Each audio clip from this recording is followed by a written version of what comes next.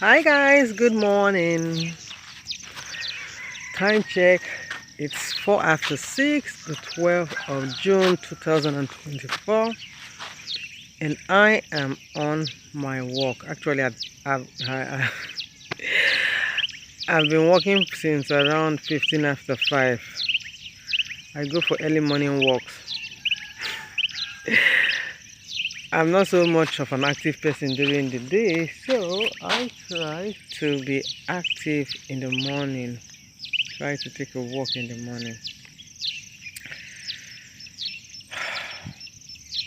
How you guys all doing? Good morning. What are you doing? What's your plan for the day? I'm waiting for someone. So I'm standing at a junction called the Four Junction. So we have one, you can see one here, another one here, another one here, and the one right in front of me. So I'll be taking this one right in front of me. Today is a bit, it's one of those days whereby the rain is still deciding whether it wants to fall or not. Actually, there were light showers in the morning. We're still in the morning and I'm still in the morning. Light showers. Oh God, you need to see the mosquitoes over my head. They're just over my head. Like, can you see them? I don't know if you guys can see them, but see them. Okay. So I'm back on the long walk to freedom. I ever say hello?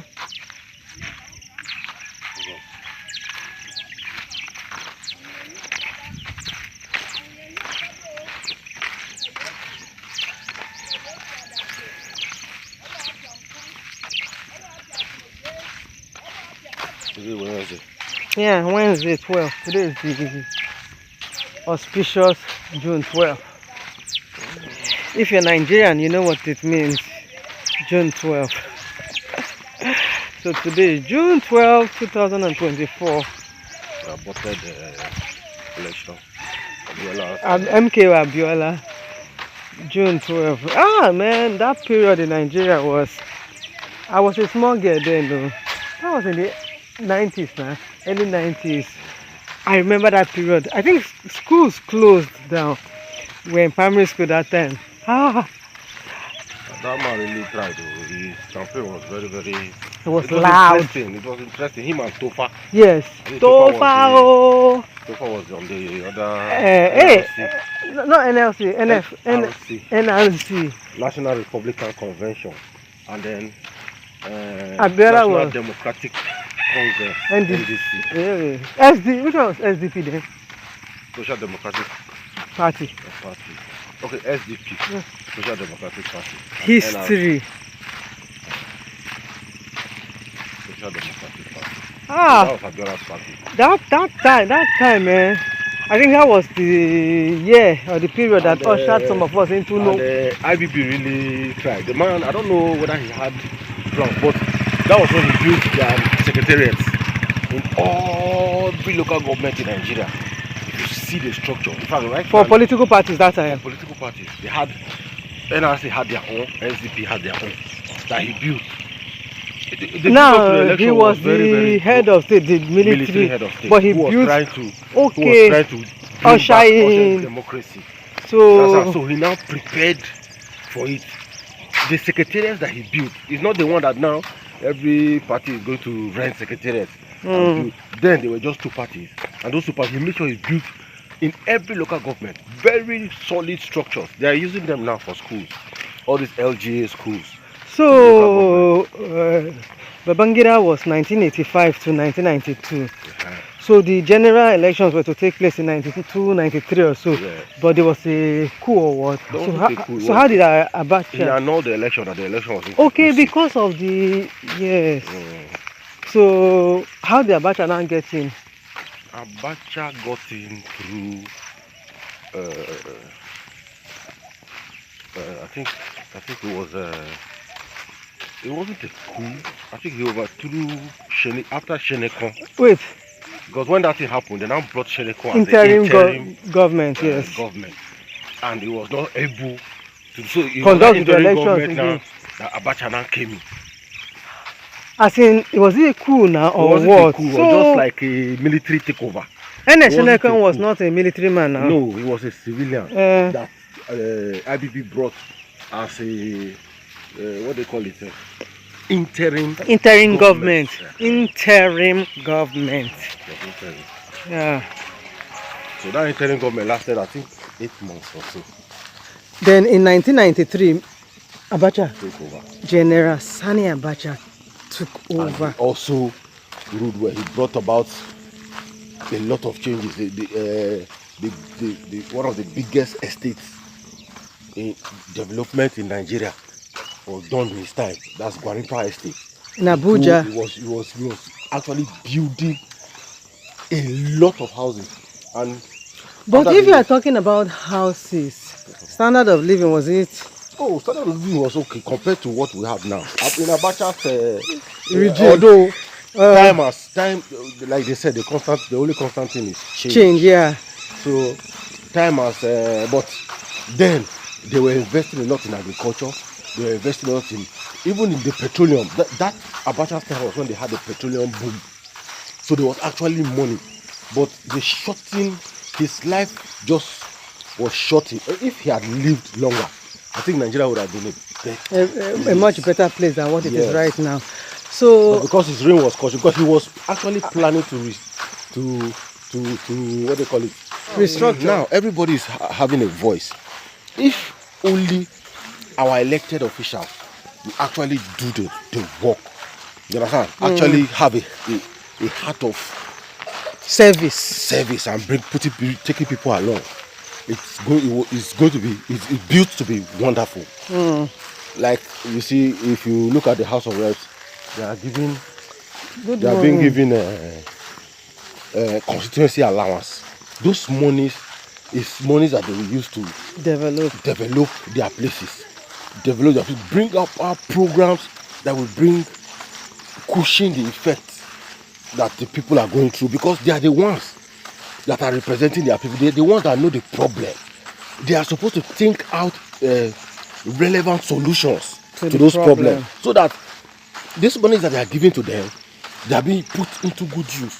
But it is in this case that has been eluded from their tiki fokati. It's not there. That money is meant for them, even though they have a lot of allowances coming into their pocket, that like vehicle allowances, clothing, house allowance, food allowance, travel allowances, and all that. Travel allowances, sitting allowances, recess allowances. Many. So they have a lot of money that, if only they want to use the constituency allowances to do what is supposed to be done. Because a lot of money. So people take up to 2 every month. Or I don't know whether it's quarterly or every month they give them. But the breakdown is that they take a lot of money. A lot of money to do certain things. So if they can only come together, discuss with the relevant people, have a good team back home where they are from, then this money will be put into good use. And before you know what, the development will trickle down to wherever it has to come, then start coming up, and everybody will start enjoying, seeing the dividends of it. But with what we have now, it's hard. The president cannot force the legislators to do what he wants them to do. So, okay, so let's go back to June 12, Abacha, MKO. This is about 30 years thereabout now. And there isn't any significant development. There is. There is? There is. Like how? And in what ways? Standard of living, is it okay? No, the standard of living compared to the whole world round. This one is not it's not just it's not just a Nigerian thing. It's not just a Nigerian or an African thing. Standard of living generally around the world is not easy. If you have friends that are living in the US, if they will tell you sincerely what they are going through now. It's not easy for them. Okay, so we should be looking at the level of poverty, unemployment. I think that is where issues lie. Yeah, nowhere poverty is and easy, unemployment. but Yeah, poverty and unemployment in Africa is very, very pronounced, because the people that are supposed to try to alleviate this poverty for the people, for the masses, they are more or less careless. They don't care about that thing. What they are more interested in is their own personal So that's what I'm saying. gratification. So 20 if only these people were doing what was right, you will see that what they were actually elected for. Because before they go into these elections, they do their campaigns, they have manifestos. So that's why I'm saying people, now, 29, 30 years as the case might be. it's the same old thing, and the military still came inside. You understand? So military rules draws. Takes us back. It still takes it's us like back. you are going 10 steps forward. And they come back. You now So I take think we 20 have steps enjoyed back. the So civilian rule now. I don't think it's up to 20 years. No, is it not from 1999. about 24, 25 years?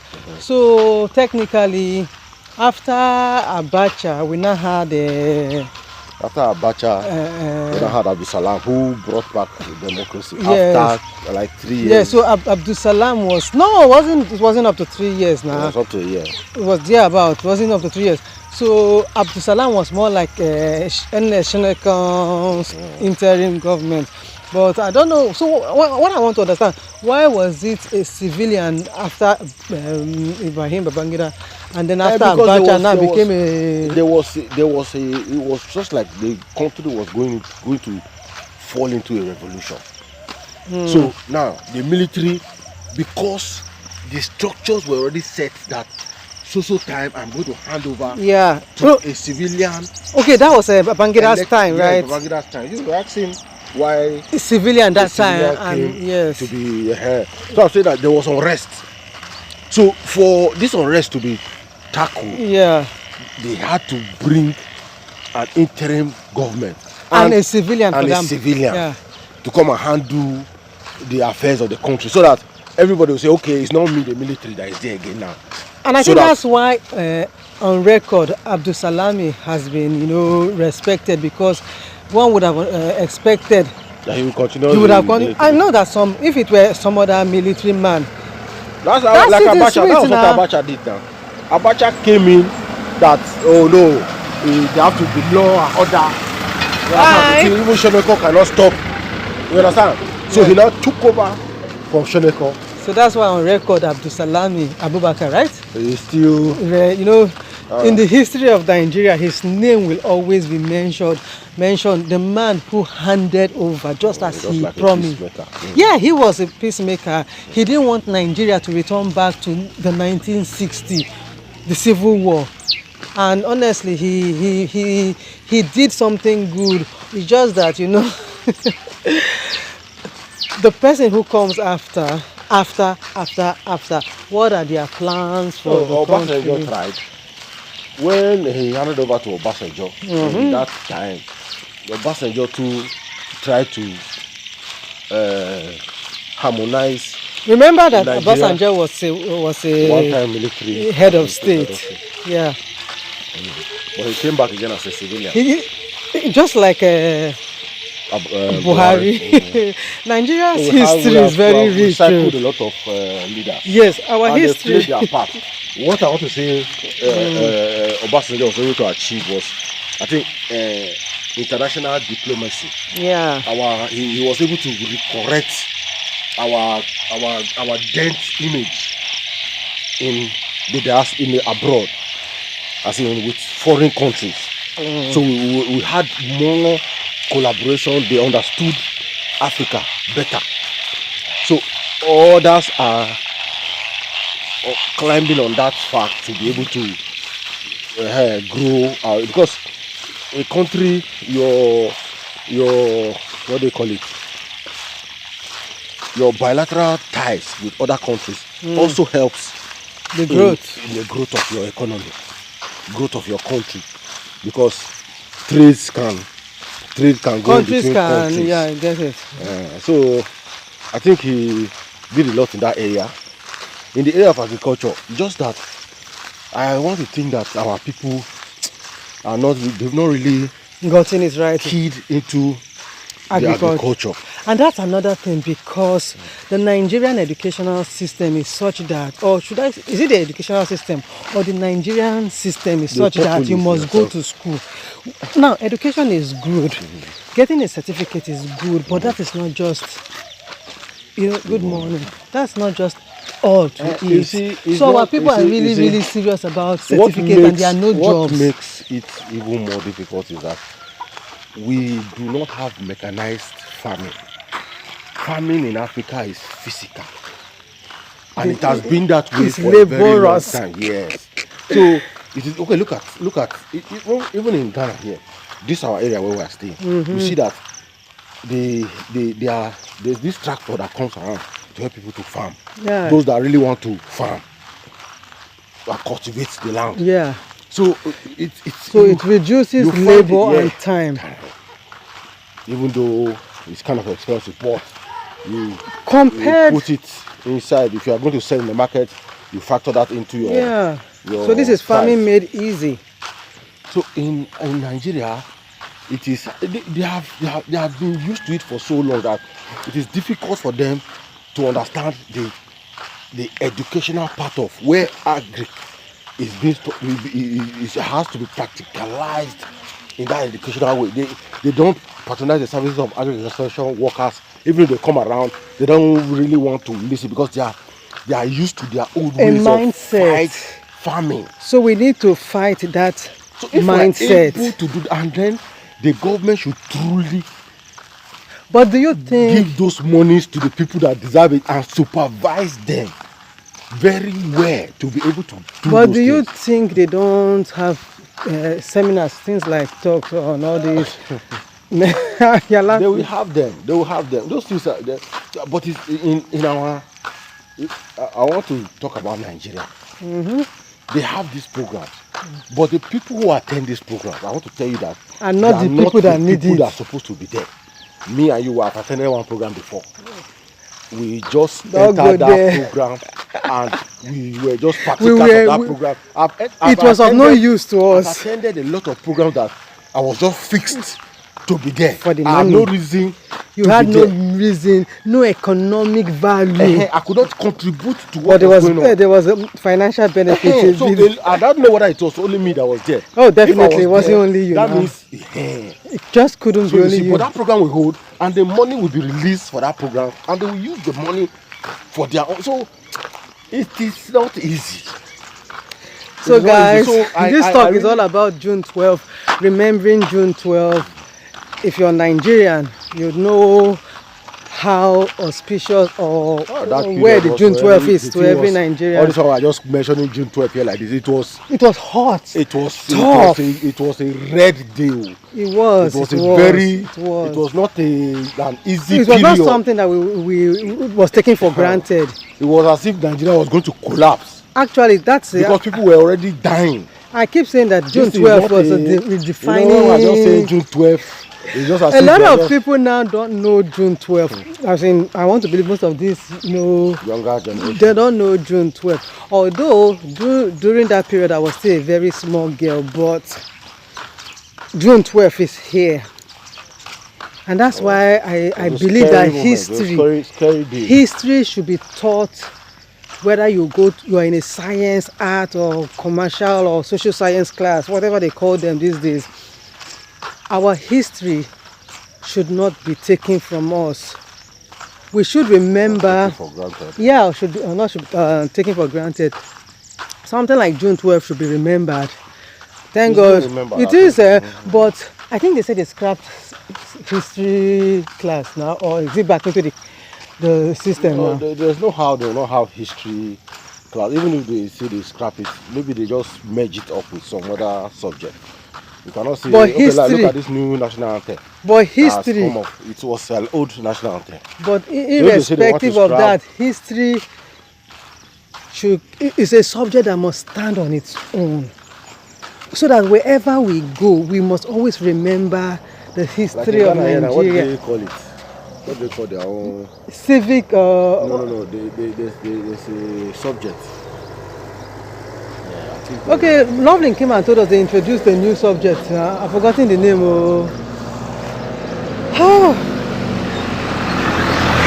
I've forgotten the name.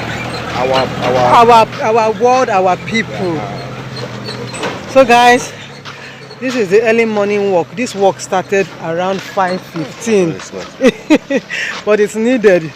This walk started around 5:15. What's the time now? It's 6:25 a.m. and we just remembered. Yeah, we just checked the date and saw that it was June 12th, and I decided to shoot this video talking about Nigeria.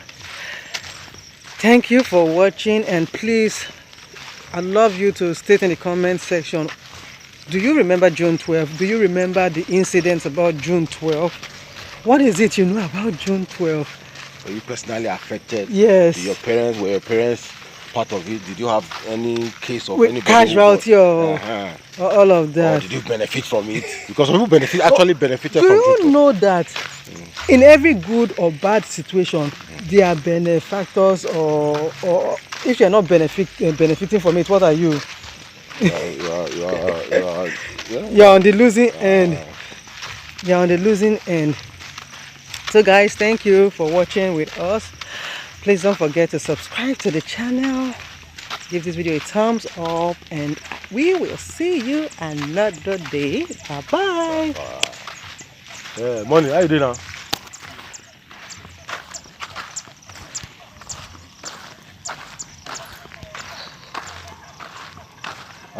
Like how you doing?